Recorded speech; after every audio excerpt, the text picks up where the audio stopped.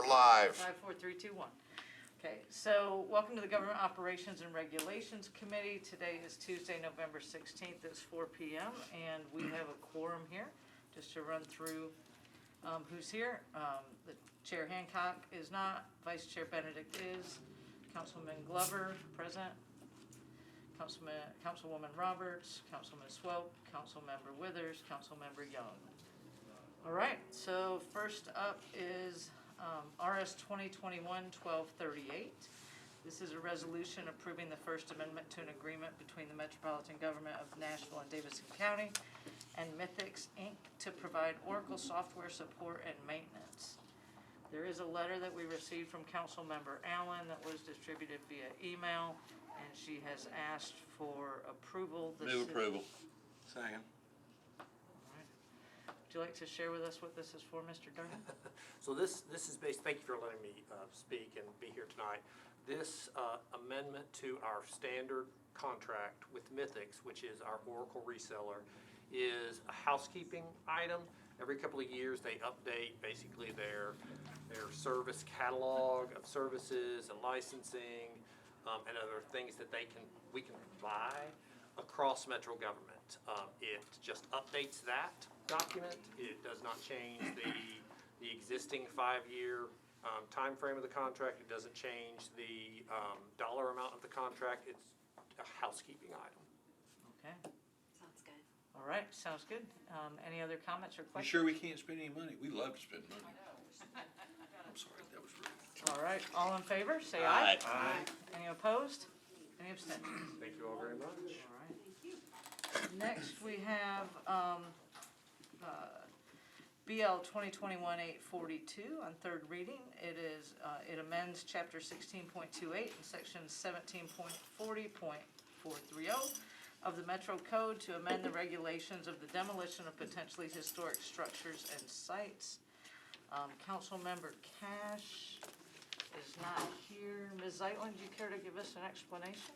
So this makes, this amends the code provisions that regulate the demolition of historic structures. So it's separating out historic demolition permits from other building permits and would require a contractor and any subcontractor to submit an affidavit stating that they understand that the building or demolition permit is in a historic or potentially historic structure. Now there's an amendment that would change that to make it apply only within historic overlays. But it also amends the current 90-day moratorium period, I think just to really make that a little clearer. Expands the moratorium to cover all pending historic overlays, as well as extend the time period to end once an ordinance establishing an overlay district has been approved, rejected, withdrawn, deferred, for a total of time, a total amount of time equaling 90 days, or indefinitely deferred by the. Who did that amendment? It's Cash's Cash, amendment. okay. I wish we'd done that 40 years ago, 30 years ago. Yeah. Me too. Councilmember Cash just arrived. Hey. So, hey, how are you? Great job on your amendment. Perfect I mean, timing. on your- We're on 842 right now, cool. and we haven't looked at the amendment yet. We just had an explanation, and the chair has it from here. Okay, so I didn't hear the explanation, but the amendment corrects two things. One is it limits the properties affected from National Historic Register eligible to those properties that are in a historic or conservation overlay, which historic has more purview over. And the second thing the amendment does is change the text of the current code refers to the director of codes as a he, and this changes it to they or there. So I encourage support for the amendment. Move the amendment. So moved. Second. So would anybody want to comment on the bill as amended? We haven't amended it Oh, yet. I'm sorry. I just We have jumped to vote ahead. on the amendment. Moved and anyone- seconded. Do we want to have any more comments on the amendment before we vote on it? Leave here from yesterday. I'm up for questions. I think it should be fairly easy on codes. It's like the applicant has to basically upload an extra document. They just have to check and see it's there. So it's not overly cumbersome for codes, I believe. And Code said that they had no objection to it. Chocolate, what's with, people love each All right, so all in favor? Aye. Opposed? Move as amended. Second. Any comments as amended? They're working on it. Yeah, that's great. He just appreciates the sponsor working on it. Good, yep. I had a couple of homes demolished that weren't supposed to be on a Friday afternoon, and they go to the Historic Zoning Commission and say, oh, it was just miscommunication. Well, this just, I mean, it doesn't have quite the teeth that I want, but from what's allowed, it basically, if they go before the Historic Zoning Commission there, and they say, oh, we just miscommunicated, the Historic Commission can say, no, you were legally required to communicate to your subcontractors. There you go. Thank you. Yes, thank you. So we'd like to,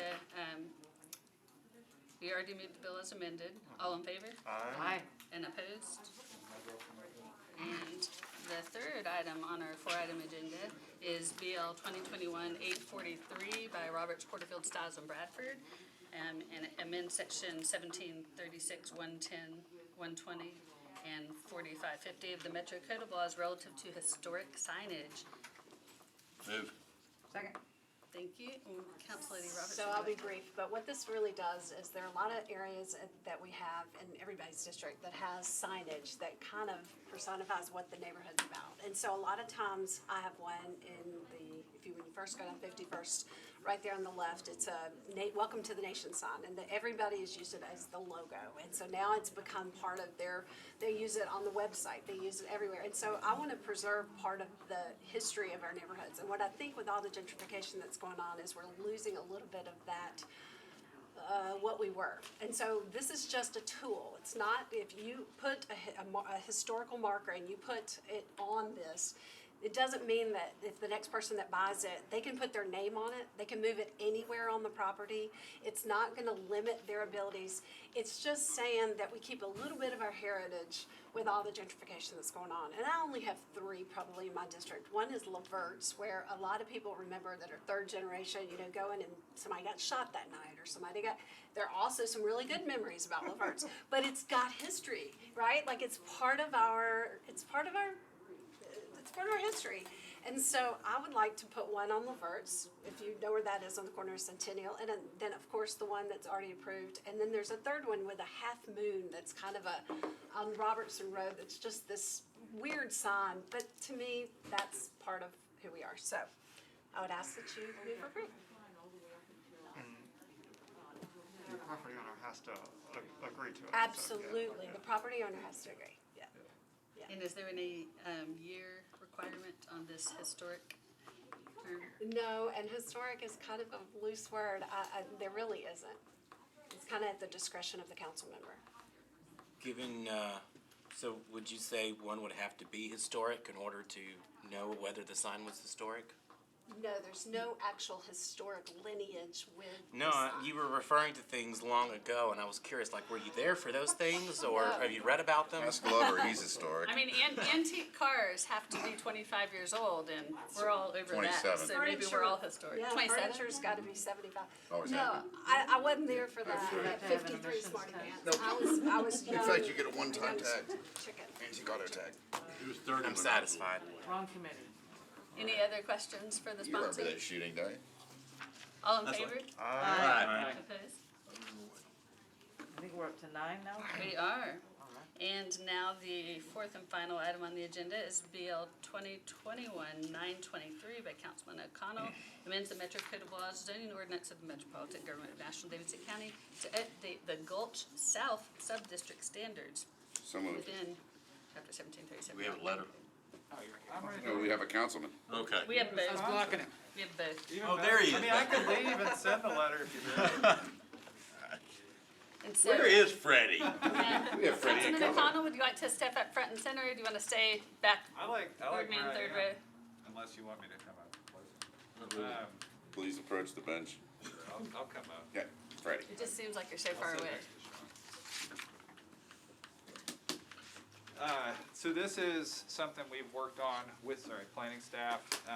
Basically, we know Charlotte, you all have heard the discussions about the transportation plan, promoting it as a potential smart corridor. This basically works to support that and generally just makes a couple of key intersections a little bit more transit ready. And so it's a technical policy change, and I have collaborated at length with planning on it. We've had some good community meetings. I have not detected any opposition and encourage colleagues to support. So moved. Second. It's already done. All in favor? Aye. Opposed? Thank you. Thank you very much. Do we have a late item? No? I didn't, Good. I did Okay, not think we cool. did. All right, Wow, thanks. 4 minutes to get to. Committee? That was fast. Bravo. I got 4 minutes. Thank you so much.